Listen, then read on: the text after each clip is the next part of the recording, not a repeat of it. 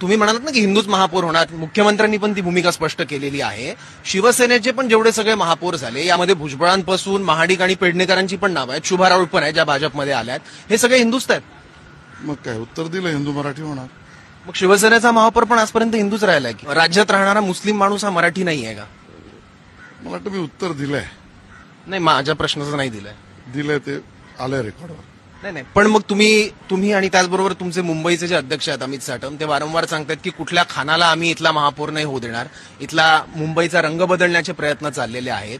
भाजपकडून जर नागपूर, मालेगाव, लातूर, सोलापूर इथे जर नगरसेवक पदासाठी मुस्लिम कॅन्डिडेट दिला जाऊ शकतो, तर मुंबईच्या महापौरपदी एखादा मुस्लिम व्यक्ती बसण्यात गैर काय आहे? भाजपमध्ये निष्ठावंतांना डावललं जात आहे का? जे उपरे येत आहेत, बडगुजर आले, तिकडे कैलास गोरंट्याल आले, त्यांच्या कुटुंबात तुम्ही तिकीटं देताय, याच्यामुळे निष्ठावंत दुखावले चालले. एकीकडे तुम्ही बडगुजरांना काही महिन्याआधी देशद्रोही म्हणता, त्यांच्यावर गंभीर आरोप करता आणि नंतर त्यांना पायघडा टाकून पक्षात घेता आणि इतकंच नाही तर त्यांना बक्षिशी देता त्यांच्याच घरात उमेदवाऱ्या देऊन. मग जर देशद्रोहाचे आरोप असलेले बडगुजर चालतात तर मुंबईत मग नवाब मलिकांपासून काय प्रॉब्लेम आहे? मला वाटतं तुम्ही खूप सोशल मीडिया, मनसे आणि उभाटा सेनेचं बघतात. नाही, हे सामान्य जनतेला पडलेले प्रश्न आहेत. सामान्य जनतेला त्याच्या सेवा सुविधांचे प्रश्न आहेत, त्यांच्या संस्कृतीचे प्रश्न आहेत, स्वप्नाचे प्रश्न आहेत.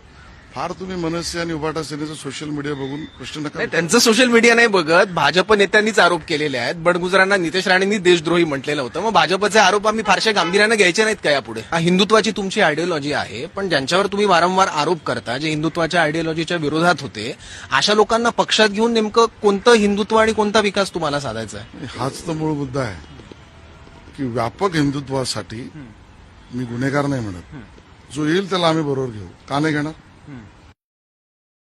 Download ShareChat.